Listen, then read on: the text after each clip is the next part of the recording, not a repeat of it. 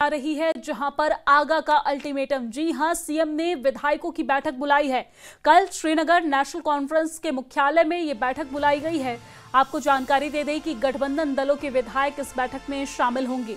Statehood और आरक्षण के मुद्दों पर चर्चा संभव है, सूत्रों के हवाले से हालांकि ये जानकारी सामने आ रही है। तो बड़ी जानकारी, जहां पर सीएम ने विधायक दलों की बैठक बुलाई है, जिसमें कल श्रीनगर नेशनल कॉन्फ्रेंस मुख्यालय में ये बैठक होगी और गठबंधन दलों के सभी विधायक इस बैठक में शामिल होंगे। देखने वाली बात होगी कि इस बैठक में किन किन विषयों पर चर्चा हो सकती है, लेकिन अभी जो जानकारी सामने आ रही है सूत्रों के हवाले से वो ये है कि स्टेटहुड और आरक्षण का मुद्दा, जो इस वक्त प्रदेश में सियासत जिसकी वजह से गरमाई हुई है, ये वो मुद्दा है। आरक्षण का मुद्दा और स्टेटहुड का मुद्दा, इस पर बैठक संभव है। तो ये बड़ी जानकारी, जहां पर श्रीनगर नेशनल कॉन्फ्रेंस मुख्यालय में बैठक होगी, गठबंधन दलों की बैठक होगी, जिसमें तमाम विधायक शामिल होंगे और कई महत्वपूर्ण विषयों पर चर्चा भी होगी। और इसी खबर पर ज्यादा जानकारी के साथ हमारे संवाददाता सरोज कफील हमारे साथ लाइव जुड़ गए हैं। सरोज, क्या कुछ जानकारी है आपके पास उस बैठक से जुड़ी हुई? बिल्कुल, आपको बताते चलें कि करीबन 11:30 के करीब कल नवाई सुबह श्रीनगर ऑफिस में एक मीटिंग बुलाई गई है सीएम उमर अब्दुल्ला की जानिब से, जिसमें तमाम एमएलएज को बुलाया गया है जो इनके अलायंस पार्टनर्स भी है, यानी कि कांग्रेस।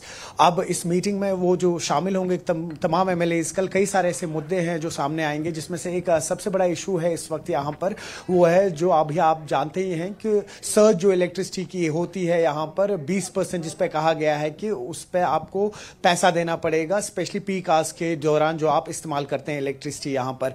तो कहीं ना कहीं शायद अभी जो एक यहां ऑटोनॉमस बॉडी है जेईआरसी, उनके पास प्रस्ताव गया था नेशनल कॉन्फ्रेंस की तरफ से और केपीडीसीएल की तरफ से, शायद कहीं ना कहीं वो जो 20% का हाइक होता है पीक आवर्स में जब आप इलेक्ट्रिसिटी यूज करते हैं, उसको लेके डिस्कशन होगा। शायद वो कहीं ना कहीं इंप्लीमेंट यहां पर नहीं होगा, ऐसा सूत्र कह रहे हैं। एक तो ये खबर है। दूसरी ये कि आपको याद होगा नेशनल कॉन्फ्रेंस ने अपने मैनिफेस्टो में प्रॉमिस किया था कि 200 यूनिट फ्री इलेक्ट्रिसिटी दी जाएगी एएवाई वालों को, और साथ ही साथ 12 गैस सिलेंडर्स दिए जाएंगे। तो शायद आने वाले वक्त में यह भी सुना जा रहा है कि कल उस मीटिंग में यह डिस्कशन भी होगा कि किस तरह से अब ये स्कीम जो है इसको रोल आउट किया जाए, यानी कि जो ये 12 गैस सिलेंडर्स का वादा किया गया था ये यहां के रेसिडेंट्स को दिया जाए अक्रॉस जम्मू एंड कश्मीर। और साथ ही साथ जो सबसे बड़ा मुद्दा है इस वक्त यहां पे वो है स्टेटहुड का, उसको लेकर भी एक थारो डिस्कशन होगा।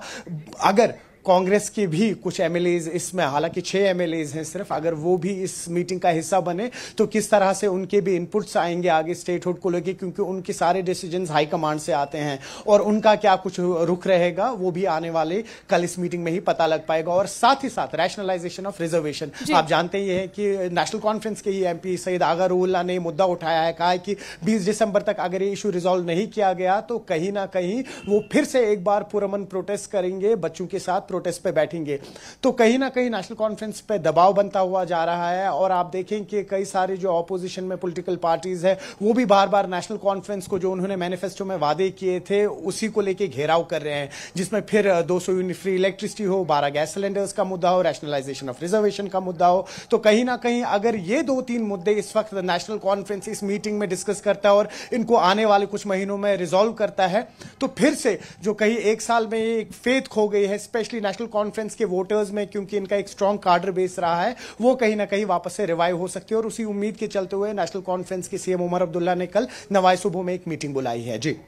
जी बिल्कुल सरोज, देखा जाए तो पहले जहां विपक्ष घेरने का काम करता था, चाहे वो बीजेपी हो या पीडीपी हो, लेकिन यहां पर नेशनल कॉन्फ्रेंस अपने ही सांसद से घिरते नजर आ रहे हैं। आगा रूहुल्लाह लगातार एक के बाद एक सवाल उठा रहे हैं। आरक्षण के मुद्दों को लेकर सबसे ज्यादा सवाल उठाया जा रहा है। चुनाव के दौरान भी हमने देखा कि किस तरीके से आगा रूहुल्लाह हावी रहे और जिसकी वजह से जिसका नतीजा भी क्या हुआ यह हम सब ने देखा। लेकिन एक बार फिर से आरक्षण का मुद्दा हो या फिर यहां पर सरकार के काम करने को लेकर हो, क्योंकि 1 साल का वक्त हो गया है, अभी तक उनके कार्यकाल को लेकर तमाम तरह के सवाल उठाए जा रहे हैं।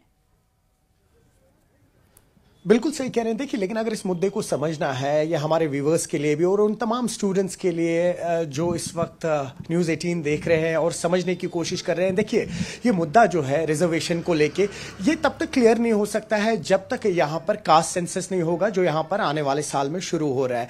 On basis of that caste census पता लग पाएगा कि कितने लोग हैं जो ओपन मेरिट होल्डर्स हैं या जो रिजर्वेशन कैटेगरी में आते हैं। सबसे पहला मुद्दा ये है, और ऐसा नहीं है कि इससे MP सईद आगा और उल्लाह वाकिफ नहीं है। और दूसरा मुद्दा ये है, जब तक जम्मू कश्मीर लद्दाख हाई कोर्ट में एडवोकेट जनरल की नियुक्ति नहीं हो सकती है, तब तक ये मुद्दा जो है इसको प्रॉपरली एक जुडिशियल तरीके में कोर्ट में नहीं उठाया जा सकता है। तो कहीं ना कहीं MP आगा और उल्लाह इस बात से बहुत अच्छे से वाकिफ है, और वही कहीं ना कहीं नेशनल कॉन्फ्रेंस भी इस बात को बहुत बेहतरी से बखूबी जानती है। लेकिन उसके बाद भी उन्हीं की पार्टी के MP इस तरीके की बयानबाजी दे रहे हैं। कई सारे उसके रीजंस है। सूत्रों के हवाले से बात सुने तो क्या आने वाले वक्त में जो MP आगा और उल्लाह है, अगर पार्टी के साथ ये पॉलिटिकल अलाइनमेंट इनकी नहीं रही, आइडियोलॉजी नहीं रही, तो क्या ये छोड़ देंगे? क्या ये एक नया पॉलिटिकल फ्रंट यहां पे खड़ा करेंगे?